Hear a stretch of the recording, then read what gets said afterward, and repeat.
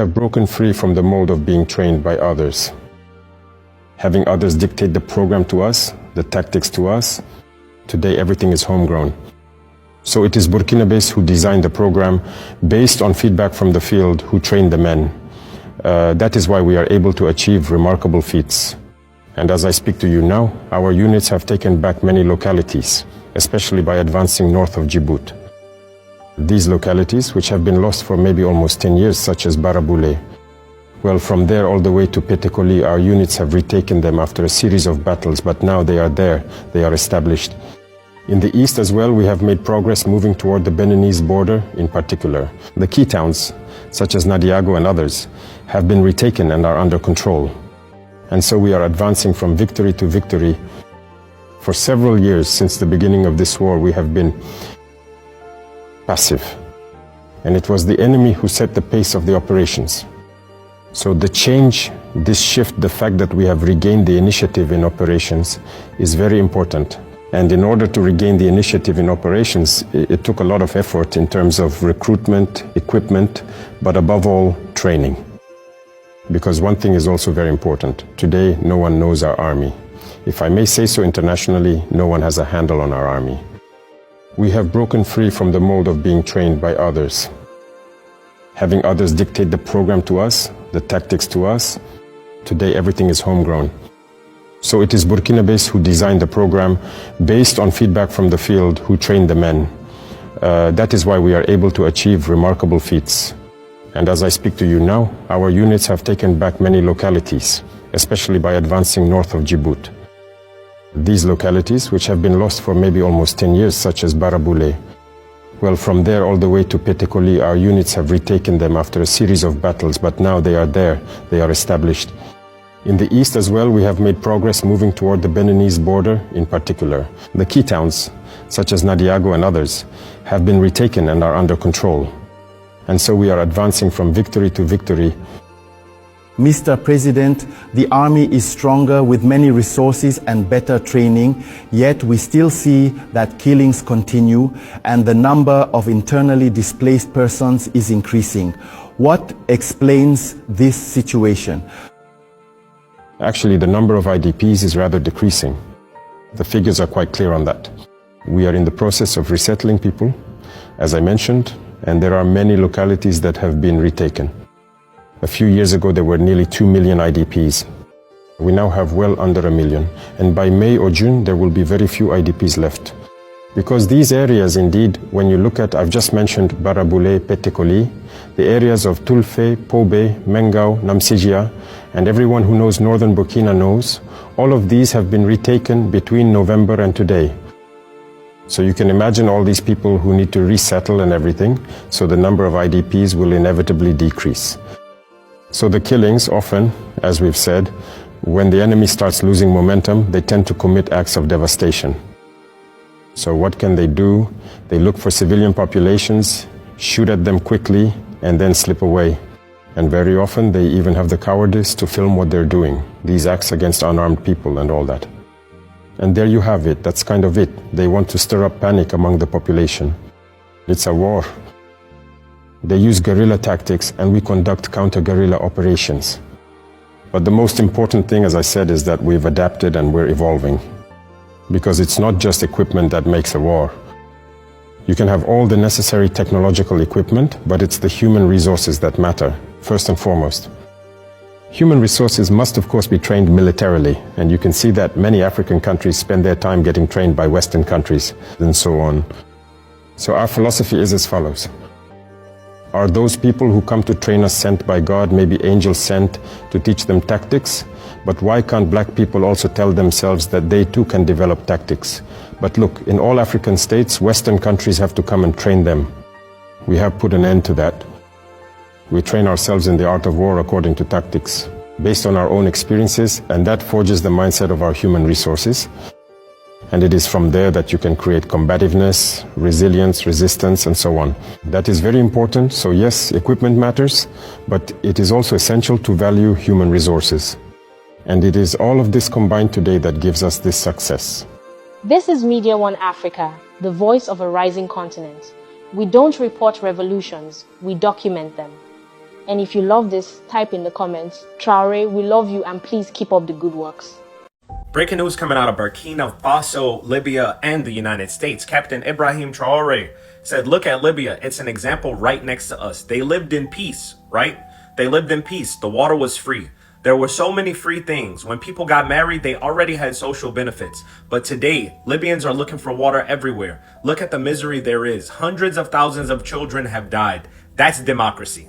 Wherever they want to install democracy in the world, it ends in disaster. May God save us from this democracy. All over Africa, you are starting to see countries wake up, all right? You are starting to see countries understand that they have been lied to, that they have been bamboozled, that they have been misled, right? Especially in the continent of Africa, where there are so many resources, where there is so much labor, where there is so much capability, right? We see Africa, it has just been downtrodden and it has just been exploited and taken advantage of. But you have leaders like Ibrahim Traoré that are giving you the blueprint and that are saying, listen, the biggest problem in Africa are the Western ideals, right? Not only in Africa, even in the Middle East and even in the United States. Western ideals have led to the collapses, whether it be a physical collapse, whether it be a social collapse, an ideological or intellectual collapse, or even financial collapses, right? All of these are coming from Western ideals. And so Ibrahim Traoré is saying, keep the Western ideals and the Western philosophies and the Western understandings, all right, and the Western frameworks away from us. We don't want nothing to do with it. And I'm praying that other countries in Africa will wake up and understand this, because the sooner that Africa wakes up, the sooner that Africa will grow, right?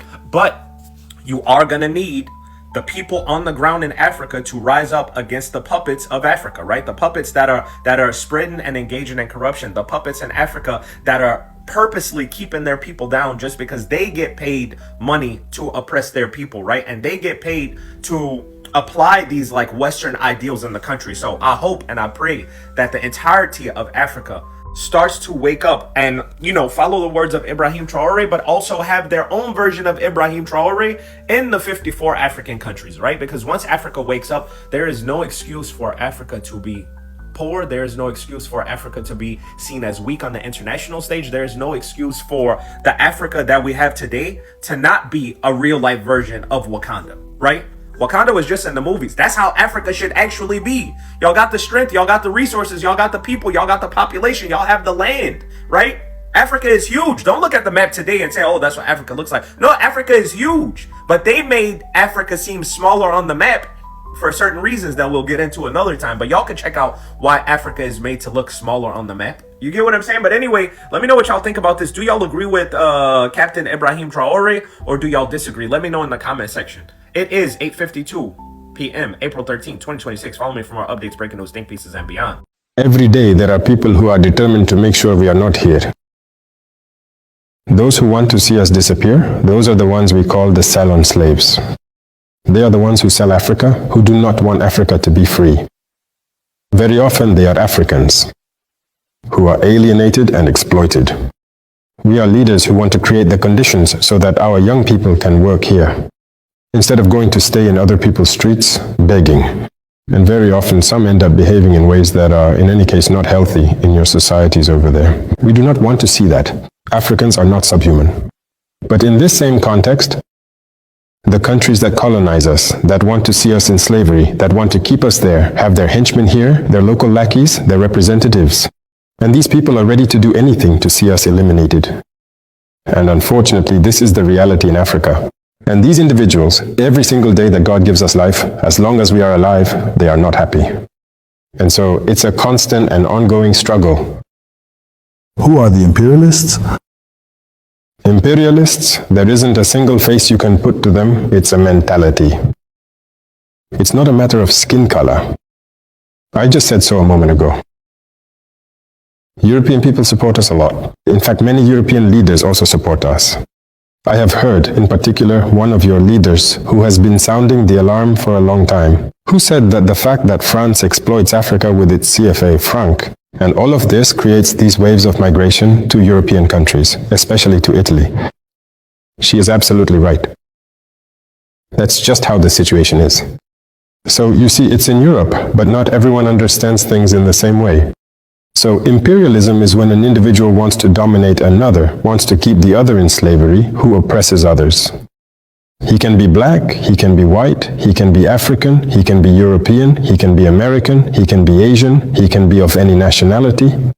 But any individual who has this desire to oppress others, to keep others under domination, is an imperialist. Breaking news that is sending shockwaves across the entire African continent right now.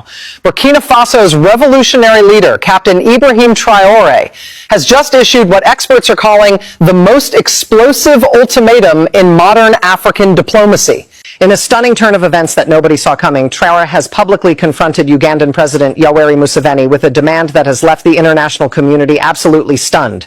Free opposition leader Bobi Wine immediately, or face consequences that could reshape the future of East and West African relations forever. This is not a drill. This is happening right now, and what unfolds in the next 72 hours could change everything we know about African politics. Stay with me, because what I'm about to reveal will shock you to your core. For those just tuning in, let me bring you up to speed on why this moment is so explosive and why the entire world is watching. Captain Ibrahim Traoré, the 35-year-old military leader who took power in Burkina Faso in September 2022, has become Africa's most outspoken voice for a new generation of Pan-African leadership. Since taking office, he has kicked out French military forces, challenged Western exploitation of African resources, and inspired millions of young Africans who are hungry for change and tired of the old guard. On the other side, we have Uganda's Yoweri Museveni, one of Africa's longest-serving leaders, who has been in power since 1986. And caught in the middle is Robert Kyagulanyi Ssentamu, better known to the world as Bobi Wine, the charismatic musician turned politician who has become the face of Uganda's youth resistance movement. Bobi Wine has been arrested multiple times, allegedly tortured and subjected to what human rights organizations have called systematic persecution for daring to challenge Museveni's decades-long grip on power. But here's where it gets interesting. Until now, most African leaders have stayed silent on Uganda's internal politics, following the unwritten rule of non-interference. That all changed 48 hours ago when Ibrahim Traoré broke that silence in the most dramatic way possible. According to sources close to the Burkinabe presidency, Captain Traoré convened an emergency press conference at the presidential palace in Ouagadougou yesterday evening. What he said next left diplomatic channels buzzing and sent Ugandan officials scrambling. In a fiery 20-minute address, Traoré declared that Africa's new generation will no longer tolerate the imprisonment and persecution of voices that speak for the people. We have watched in silence for too long, Traoré reportedly stated, his voice unwavering and filled with conviction. We have allowed the old system to crush our brothers and sisters who dare to dream of a better Africa. Today, I speak not just as the leader of Burkina Faso, but as a voice for millions of young Africans who are tired of watching their heroes suffer in silence. The revolutionary leader then turned his attention directly to President Museveni, and this is where things got really intense. According to transcripts obtained by our sources, Traoré said, "President Museveni, you have a choice to make, and you have 72 hours to make it. Release Bobi Wine and end the persecution of Uganda's democratic voices, or prepare to face consequences that will isolate your government from the new Africa that is being born." The room, according to witnesses present, fell into stunned silence. Nobody expected such a direct confrontation. Nobody anticipated that a relatively young military leader from West Africa would challenge one of East Africa's most entrenched powerhouses. But Ibrahim Traoré has never been one to follow the expected script. Within hours, the statement had gone viral across social media platforms, with the hashtag #FreeWineNow trending in over 30 African countries. Professor James Kamathi from Nairobi University raised concerns, stating, "While the sentiment may resonate with many young Africans, we must ask what backing Traoré actually has for these threats. Uganda is a significant military power in East Africa with strong international alliances. Burkina Faso is facing its own security challenges with jihadist insurgencies. This could be political theater rather than substantive diplomacy." The Ugandan government's response has been predictably defiant. In a terse statement released by the Ministry of Foreign Affairs, a spokesperson said, "Uganda is a sovereign nation that does not take orders from foreign powers, regardless of their revolutionary credentials. Our internal matters are precisely that, internal. We reject any external interference in our democratic processes." To understand why this confrontation matters so much, we need to understand who Bobi Wine really is and why his struggle has captured the imagination of an entire generation. Born in the slums of Kampala, Bobi Wine rose to fame as one of Uganda's biggest music stars, using his platform to sing about poverty, corruption, and the struggles of ordinary Ugandans. His transition from music to politics was meteoric, and his 2021 presidential challenge to Museveni inspired millions, despite ending in what many international observers called a deeply flawed electoral process. Since that election, Bobi Wine has faced relentless pressure. His concerts have been banned, his movements restricted, and his supporters arrested in waves of crackdowns. Just 3 weeks ago, he was detained for the 15th time in 2 years after attempting to hold a rally in Kampala. The charges? Inciting violence, though no evidence was presented to support the accusation. Human rights organizations, including Amnesty International and Human Rights Watch, have documented what they describe as systematic persecution. In a recent report, Amnesty stated, "The pattern of arbitrary detention, torture allegations, and restrictions on freedom of assembly and expression facing Bobi Wine and his supporters represents a severe deterioration of democratic space in Uganda." For Ibrahim Traoré and millions of young Africans, Bobi Wine has become a symbol, a representation of what happens when you challenge entrenched power, and why that challenge must continue despite the risks. When Traoré speaks of freeing Bobi Wine, he's speaking to something larger than one man's freedom. He's talking about the freedom of an entire generation to imagine and build a different Africa. So what exactly are these consequences that Traoré has threatened? Our investigative team has been working around the clock to piece together what leverage the Burkinabe leader might actually have, and what we've discovered is both fascinating and potentially explosive. According to confidential sources within the economic community of West African states, Traoré has been quietly building a coalition of like-minded young leaders across the continent. This coalition, which insiders are calling the New Guard, includes military leaders from Mali, Guinea, and potentially Niger, along with vocal support from opposition movements in at least 7 other African nations. Their combined influence could reshape regional politics in ways we haven't seen in decades. The first consequence, our sources suggest, would be a formal proposal at the African Union to suspend Uganda from key decision-making bodies until democratic reforms are implemented. While this might sound symbolic, it would carry significant weight. Uganda currently serves on several important AU committees, and such a suspension would damage its continental standing and potentially affect its peacekeeping operations in Somalia, which bring in millions of dollars annually. The second tier of consequences involves economic pressure. Burkina Faso, despite its challenges, controls significant gold reserves and has been developing new trade partnerships that deliberately bypass traditional Western channels.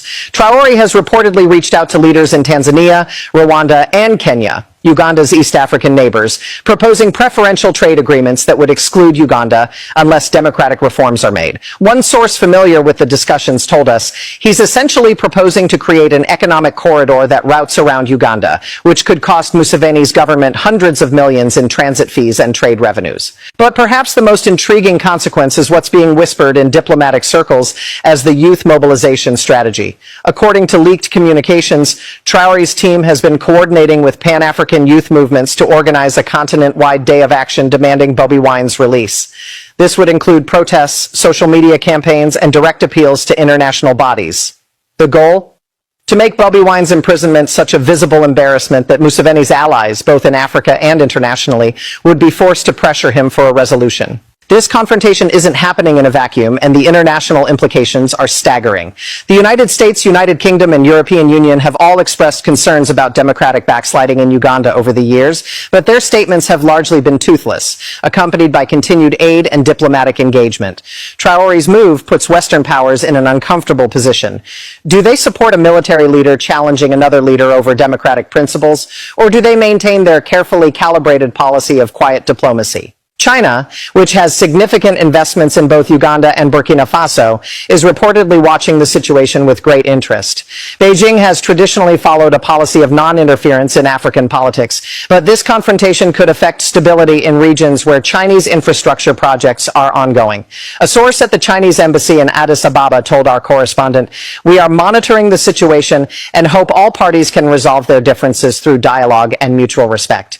Russia, meanwhile, has been increasing its influence in West Africa, particularly in countries where France has been pushed out. The Wagner Group, despite recent upheavals, still maintains connections in the region. Some analysts suggest that Moscow might see this confrontation as an opportunity to position itself as a mediator, potentially gaining leverage with both sides in the process. But perhaps the most important international dimension isn't found in foreign capitals at all. It's found in the streets of Africa itself, where millions of young people are watching this confrontation unfold with a mixture of hope and anxiety. We've been monitoring social media reactions across the continent, and the response has been overwhelming. In Kampala, underground organizing groups have been galvanized by Traoré's statement. One activist who asked to remain anonymous for safety reasons told us, "For years, we've felt alone in this struggle. Seeing an African leader stand up and say what so many are thinking, it gives us hope. It reminds us that change is possible, that we're not crazy for demanding better." In Accra, Lagos, Nairobi, and Johannesburg, young Africans are organizing solidarity rallies and online campaigns. The message is clear. This isn't just about Bobi Wine or Uganda anymore. It's about whether a new generation of Africans can break free from the patterns of the past, where leaders cling to power for decades and crush any opposition that threatens their control. But there are also voices of caution and concern. In Kampala's markets and taxi parks, older Ugandans express worry about external interference. "We don't need another African leader telling us what to do," said one merchant we spoke with via phone. "We have our own problems to solve, our own way." This tension between Pan-African solidarity and national sovereignty lies at the heart of the current crisis. It's a declaration that the rules of the game are changing, whether the old players are ready or not. So here we are, watching the clock count down on one of the most dramatic confrontations in modern African politics. A 35-year-old revolutionary leader from West Africa has challenged one of East Africa's most entrenched strongmen over the freedom of a musician-turned-activist who represents the hopes of millions. The stakes couldn't be higher. The implications couldn't be more far-reaching. What happens next will be written in the history books. It will be studied by future generations trying to understand this pivotal moment when Africa's youth refuse to accept the status quo. Whether it ends in triumph or tragedy, compromise or confrontation, one thing is already clear. The conversation about power, democracy, and freedom in Africa will never be the same. This is a defining moment. The whole continent is watching. The whole world is watching. And somewhere in Kampala, Bobi Wine is watching too, wondering if this time finally things might actually change. So I want to hear from you. What do you think Ibrahim Traoré should do when the 72 hours expire? Do you think Museveni will back down? And what does this confrontation mean for the future of democracy in Africa? African Union doesn't belong to Africans. They are dictated to. They do whatever they're told to do. If they're told to issue a statement, they do it. Even the African Union building, it wasn't built by Africans. We have no shame. Before we continue any further, this is a rare and unfiltered interview given by Captain Ibrahim Traoré to both international and local journalists in Burkina Faso. Captain Traoré spoke at length in this wide-ranging conversation. Let's begin with the first major statement that has drawn global attention, his direct critique of democracy itself. He declared that democracy kills and that Burkina Faso does not need it. People need to forget about the issue of democracy. And that's a task. We have to tell the truth. Democracy is not for us. The kind of democracy those people want us to see, we're not interested in it. We don't even want it. Normally, if someone comes to talk to an African about democracy, if he comes to you like that talking about democracy, you should run away. Democracy kills. That's democracy. That's what they want. Look at Libya. It's an example right next to us. They lived in peace, didn't they? They lived in peace. Water was free. There were so many things that were free. When people got married, they already received social benefits and everything. But today, some Libyans walk around with jerry cans looking for water all over the place. Look at the misery there is. How many hundreds of thousands of children have died? That's democracy. Everywhere they want to install democracy in the world, it's in blood. May God spare us from this democracy. We have our own model. We're not even looking, it seems, for someone else's. We came to completely change the way things work, but above all to change mindsets so that people open their eyes, see the world, and so that we never fall into that trap again. People are here, democracy is slavery. There is no democracy in this world. They pretend there is. They do as they please, and to establish it, they kill. Democracy that kills, we do not want democracy. May God spare us from that kind of democracy. We are focused on our conquest, on our rebuilding, and on the revolution. It is the only path to development. Focused on our conquest, on our rebuilding, and on the revolution. It is the only path to development. Moving forward, Captain Traoré dropped a bombshell assessment of what politics in Africa has become. He explained in detail why Burkina Faso has removed political parties from the system. Listen carefully to his reasoning. The activities of political parties were suspended and subsequently we saw their dissolution. So what message is behind these decisions? What message? What has politics really accomplished in Burkina? Not much. Okay, message. What has politics managed to do in Burkina? Not much. It has divided us, that's a fact. Even within families, two brothers who belong to different parties will develop a fierce hatred for each other. You can't even imagine. And that's dangerous. In terms of development, you know that politics is like a business in Africa. That is to say, if I am the president of a party, I recruit you because you are smooth talkers, skilled deceivers. We flatter people, they follow us. We have business people on the left and right who help finance us, and then you go and bribe people. Once you've been thoroughly corrupted, if we win the elections, what can we do? Steal to get a return on investment. And those business people who financed you, you have no choice. You are obliged to give them all the government contracts. You can't make them pay customs duties properly. You can't make them pay taxes properly. Because they need a return on their investment. That's it. That's the reality. Even us, when we arrived, there were business people who approached us too, to finance or something. We are not politicians. If you want to give money, that's what led us to create a donation reception committee, if you remember. Afterwards, now the FSP. Because we were looking for money, but at the same time we said, well, since you have too much and you have a bad habit of giving while taking, and we put the treasury into an account. Now, if afterwards you come back and say, oh, well, we're supporting you, but I need my trucks at customs, they said this here, you need to help us get them out. That's usually what happens. They even explain the method to you because they say you're young or that you don't know how things work. That doesn't work with me. You will pay all the customs fees, you will pay all your taxes properly. If you want to blackmail someone because you supported them or whatever, let it be at the treasury. That helps the fighters. So, this way of doing politics and everything, we've put an end to it. For that, we need a new political ideology. There needs to be training before we talk about politics in our own way. So that's why we suspended it. And afterwards, we dissolved it. But even they, the very ones who were involved in politics, agree. The RPP, it's not other people, it's the same individuals, but I think people now understand that they were manipulated, that they were on the wrong path. And now we are in the process of rebuilding something new. So in a way, it's not different people who left, it's the same individuals. But I think there was a turning point that allows us to start again on a new foundation. So the imperialist parties have been dissolved, but the people are here, being rebuilt, ready to get things moving. Next, Traoré was asked about the former president of Burkina Faso, who was arrested after authorities discovered he had been planning multiple coups against the current leadership while hiding in Togo. This is how Captain Traoré responded. Former head of state, ex-Lieutenant Colonel Paul-Henri Sandow, Damiba was extradited from Togo for acts undermining state security and attempts at destabilization. What is the next step for this case? Well, this is not the first attempt. Since we've been here, there have been attempts. This time, I think there was overwhelming evidence that had to be presented because, well, there were several attempts on his part, but we didn't try to extradite him or anything like that. Often, we would just tell the Togolese authorities, well, here's what he's doing, you should advise him. Because when he left, we never tried to do that. To start a witch hunt, as people like to say. You know, we never opened a corruption case or anything against him, because that's a principle for me. A former head of state, if he was a head of state, I'm not going to hassle someone over that, because that's a responsibility that was entrusted to him. He led millions of people, even if it was just for a month, he did it. So, out of respect for that spirit, whether it's President... Burkina Faso's president just called out Western feminism on Women's Day.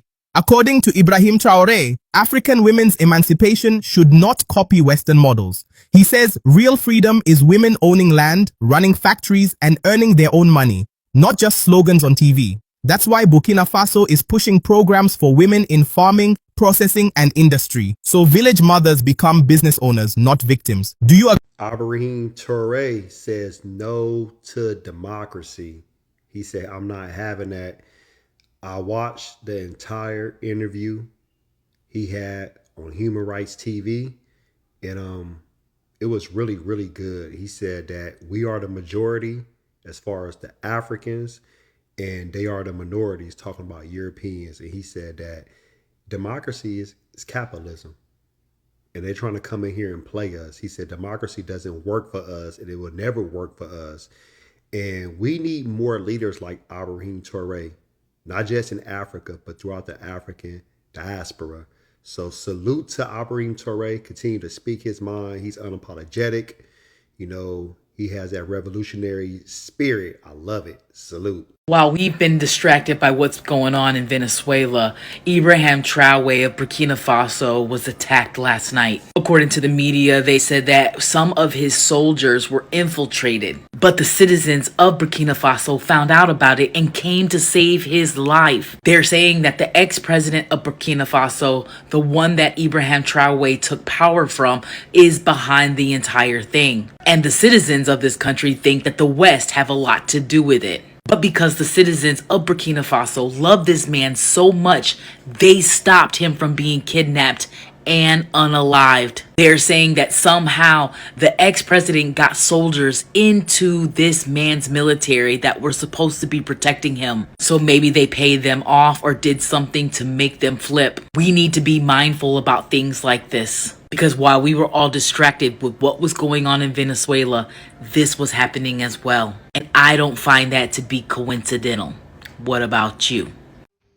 So I'm seeing a lot of posts on X again about Ibrahim Traoré from Africans. They're not happy with him because he said democracy is not for us, and the Burkinabe need to forget about democracy for now.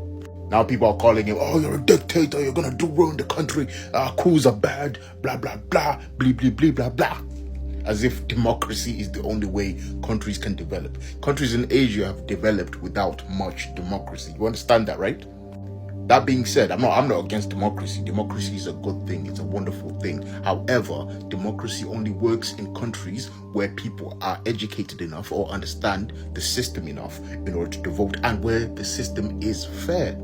On the African continent, there are countries that claim to have democracy, but it's not democracy. There's corruption. There's internal and external corruptions. There are leaders that have been in power for over 40 years. They're still in power. Apparently they get voted in, but it's not actually voted in. There's corruption in the ballots, okay? Many of these leaders are in the pockets of other powerful leaders from around the world. You can put two and two together and guess whose pockets they're in. So obviously this shows that this system is not perfect. It's not in line with many African nations at the moment. Many African nations need something else. Democracy is not the only way. There's other ways in which you can have function and development without democracy, and Burkina Faso, AES nations are showing that's possible. Mind you, dictatorships aren't always a bad thing. Let me clarify. The founder or leader of the city-state of Singapore was technically a dictator, but look where Singapore is today. It's one of the wealthiest countries on the planet. It's a little tiny island city-state, but it's succeeded so well over time because of the dictatorship. So if a dictator is focused on what needs to be done, which is development, putting his people first, there's no problem with that, okay? I'm not saying, don't get me wrong, I'm not saying Ibrahim Traoré should stay in power forever, blah, blah, blah. No, even he knows that. Yeah, power corrupts you eventually. So I pray Ibrahim Traoré stays on the right path. But if he goes off on a different path and starts oppressing his people, that's not good. You understand? Yes, there needs to be a balance, but you need to look at the full picture of the situation. Burkina Faso right now has been developing. Its economy, its agriculture, industry is developing. Yeah, though he may have said, oh, democracy is not for us for now, it doesn't mean it's a bad thing what he's saying. So people turning their backs on him, I'm like, come on, man, this is pathetic. This is pathetic. But anyway, what do you guys think? You let me know. But that's my standing, that's my opinion, that's from my own research. But you let me know what you think. Burkina Faso's military ruler has called on people in his nation to reject democratic rule, telling a state broadcaster, quote, "We must tell the truth. Democracy isn't for us," unquote. The interim president, Ibrahim Traoré, seized power in a 2022 military coup, toppling another coup regime that overthrew a democratically elected government just 8 months earlier. Traoré previously promised democratic elections in 2024 before extending his rule until 2029. Speaking to reporters last week, he said, quote, "Wherever Western powers try to establish democracy in the world, it's always accompanied by bloodshed," unquote.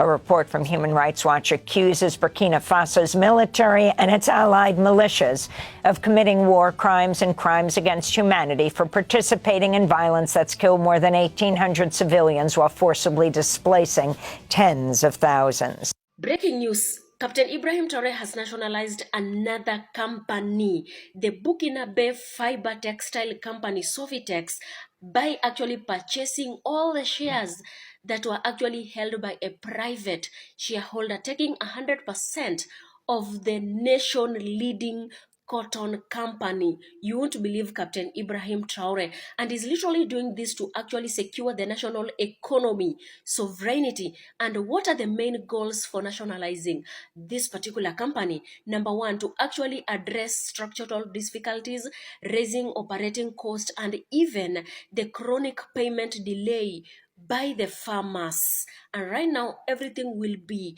in place under Captain Ibrahim Traoré. And it's turning out that this particular move will promote local processing and reduce dependency of the foreign import. As we all know, 3 years ago when Captain Ibrahim Traoré got into leadership, he ensured that he has actually nationalized all mines in Burkina Faso. And right now, he has actually nationalized this fiber textile company.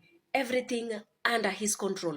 Keep watching. We'll keep you updated. The president of Burkina Faso has just spoken about compromise. According to the president of Burkina Faso, Ibrahim Traoré, he said there are some business people who came to him immediately after he took power and started giving them donations. And the first thing that the president of Burkina Faso asked, if you give us these donations, what do you want in return? According to the president of Burkina Faso, if you are given donations by these corrupt businessmen, then you will not have any choice but to give them all the favor, all the government contracts. You cannot make them pay taxes well, you cannot make them pay the customs well, and you cannot control what they are doing, in as much as they have given you money and the so-called donations. So you cannot bring them to accountability. And that is basically what these business people wanted in Burkina Faso. Immediately after he took power, they came, started giving donations. But the president of Burkina Faso just turned very much straight and said that they are not politicians, they are leaders, and they are ready to change their nation. I don't think Africa is going to get a leader like the Burkina Faso president Ibrahim Traoré, because he wants to ensure that everybody who is in Burkina Faso 100% follows the rules, and there is no giving favors to people because they gave you money to campaign. And this is basically what is happening in many African nations. These corrupt leaders are given money, and when they get into power, instead of serving the people, they give other people contracts. And yet there are so many learned youth in that country who get nothing. The president of Burkina Faso has spoken, and he has said there is a new tool in which the imperialist is trying to use to ensure that the president of Burkina Faso and the AES fall. This new weapon is none other but manipulation.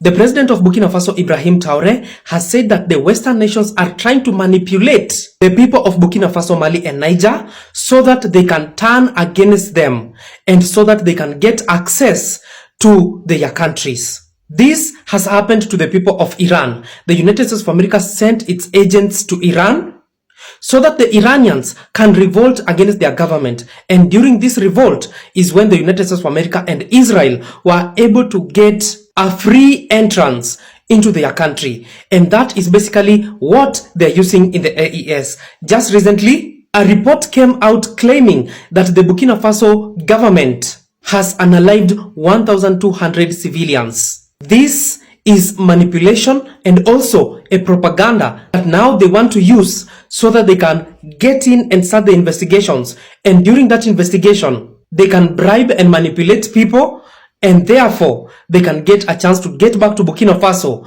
and remove the government that the people love with all their heart. So today's video is entirely about Ibrahim Traoré. And as you all know, the president of Africa, Ibrahim Traoré, normally positions himself or is majorly known or popularly known as a revolutionary leader. He is known to be anti-Western.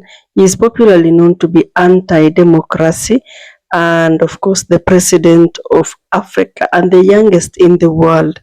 So if you look at what people are saying in the internet, I can tell you there is a division, but it's a very, very tiny, by the way. Majority of the people, they do support him. I know Pan-Africanists are so many in this particular platform. Kindly, let's keep supporting each other. So we have those that are pro Ibrahim Traoré, and I can tell you they believe that he is the next Sankara. And also we have all those that are criticizing him, those who don't support him, and for them they believe that he's an authoritarian, something like that, authoritative. Somebody is authoritative, you know.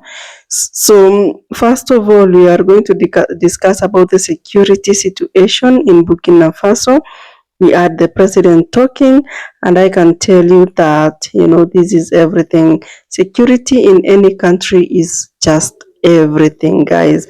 So Burkina Faso is facing very serious insurgencies, honestly speaking, you know, and many people believe it's just the news that is being put outside there, the Western news, you know.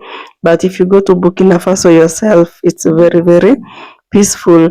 So thousands, according to reports now, thousands have been unalived, and millions have been displaced. I don't know how true that is, because that is not what we are seeing when it comes to you know, the clips that we watch from Burkina Faso, the YouTubers, videographers, the filmmakers who go to Burkina Faso. We don't see that. We see a very awesome Burkina Faso, Burkinabes loving each other, you know. And I don't know, I don't know why the Western news or the Western media only, they're the only people that come out and do a lot of criticism. So, and there is also reports in the internet that the government of Ibrahim Traoré only controls less than half of the country, which is not true at all, guys. It's not true. I can tell you that, unless you don't follow up on Burkina Faso's stories, you don't watch updates about the country, you know. I wish the country could have been an English-speaking country. It would have been one of the best of the best of the best. So if you talk about democracy, there were trending stories in X recently, and also on YouTube, whereby the president of Burkina Faso was like, to hell with the democracy. Democracy is what has brought most African countries down, and for him, he doesn't believe in democracy, by the way.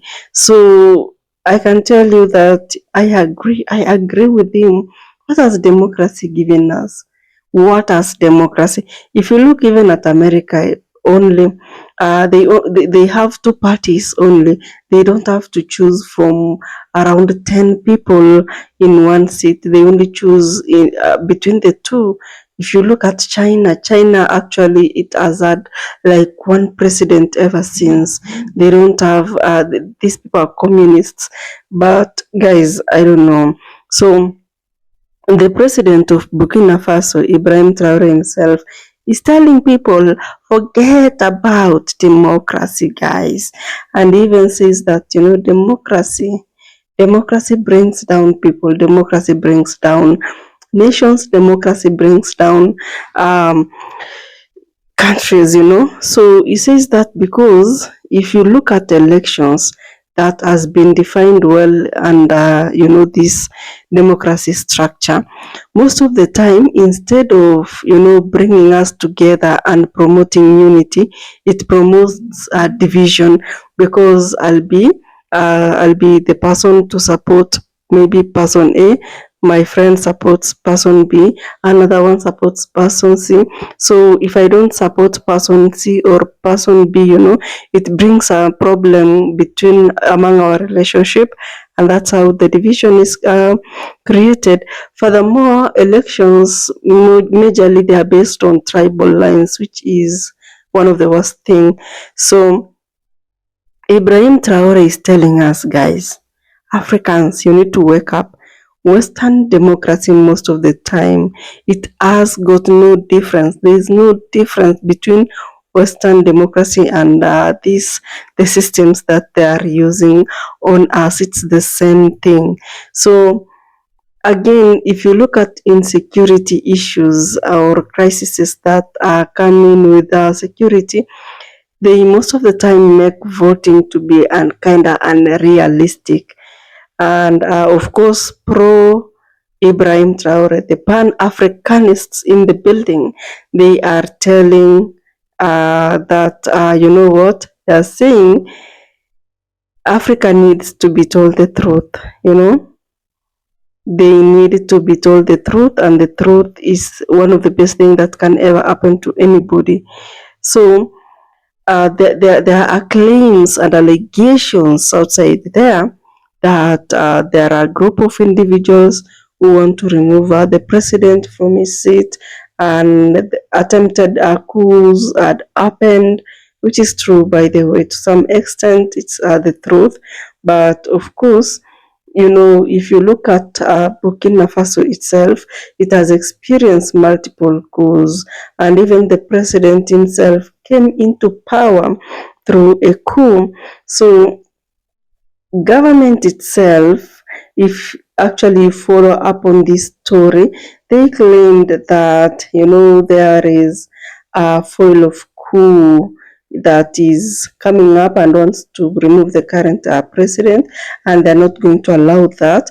I can tell you that Ibrahim Traoré is really, really loved for free, guys. He just has people that really supports him. So when he says that people want to remove him, this narrative fits the country's unstable reality, and people will believe it because they have not really been fed information about Burkina Faso being stable, having stability economically and everything. But things are going on well, by the way. So as much as there are a lot of exaggerations, I can tell you that, things are doing well. People have done videos about Burkina Faso, the people, the leaders. Yeah, and it's amazing. It's amazing. So there is an allegation that the president of Africa, Ibrahim Traoré, was warning the president of Uganda, Museveni, concerning the frustration of Bobi Wine. Remember that elections happened, and it happened in a very unjust manner. And after that, the opposition leader was under house arrest, then he had to run up and down until he was sneaked into America, and that is where he is at the moment. He was sneaked to America, at least for his safety. So Traoré, the president of Africa, is actually telling Yoweri Museveni to leave Bobi Wine alone and let him live freely. He deserves the right to live. He needs to have the freedom of speech, freedom to say anything without being arrested. But of course, we don't know what's gonna happen. And there was this story again of the president of Africa telling us that as much as African Union was created to cater for the needs of African people, I can tell you African Union is not for African. In the first place, African Union was not created by Africans themselves. They were created by foreign powers so that they can take advantage of the African resources. They come up with policies that, is going to take advantage of African resources. And even in yesterday's video, we saw the president of Kenya, William Ruto, complaining about African leaders called to major meetings, but when they arrive there, they are given only 1 to 2 minutes to speak. And he was like, what will that even going to help? Because it's like they have just traveled to take pictures. Anyway, the president of Burkina Faso has always been pushing for Pan-Africanism. Pan-Africanism is all about loving your country, loving your culture, benefiting from your resources, and also, using your resources to build your country. So what he wants is just independence, and it doesn't want Western influence at all. And of course, for him, we've known him to be anti-French, anti-West, anti-democracy, Anyway, guys, I also believe that African Union is controlled by foreigners. If you look at this particular, the setup, the structure, the leadership, we don't have African representatives there. If they are there, they are just given the slightest role that is not even going to help in anything. It's not involved in decision making. And of course, this doesn't make sense at all. And if you talk about African, Ibrahim Traoré speaking against Western feminism, he was telling the African women, you need to be proud to be an African. Don't copy Western culture, just do you. It's beautiful when you do you go to the farm and, get to benefit from everything that you worked for. Anyway, guys, I can see my battery is going down. And of course, there's this story of economic nationalism. And I can tell you, when you talk about economy, it's something very important. And of course, this is where Ibrahim Traoré has always gained massive support, because economy focuses mostly on the economy generally. But for him, according to Ibrahim Traoré, if you talk about economy, it's all about controlling your own resources, controlling your own states, and everything. For him, he pushes for self-reliance, anti-corruption, everything.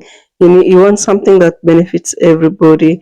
So he has nationalized several industries for the good people of Burkinabe, and for him, he rejected the influence of foreign powers. He doesn't want them in their businesses because they don't really value Africans. When they come in, they'll come in with their people, and the Burkinabes will suffer more. So he refused to take some donations from corrupt business people. And that is because he felt like, I'm going to sell my dignity. Once you get money that you did not work for, at the end of the day, what happens is that, they'll start using you anyhowly the way they want. And I was like, to hell with this, I'm not going to do this. Anyway, if you look at this story that we just discussed, you can clearly see that Ibrahim Traoré is building a revolutionary identity, whereby he actually is widely known for anti-democracy, anti-the West, pro-African, Pan-Africanism. He actually fights for strong military leadership, and of course, it's one of the best of the best of the best. I am inspired by Ibrahim Traoré. Are you? Are you guys? So I'll see you in the next video. Bye bye. Bye bye.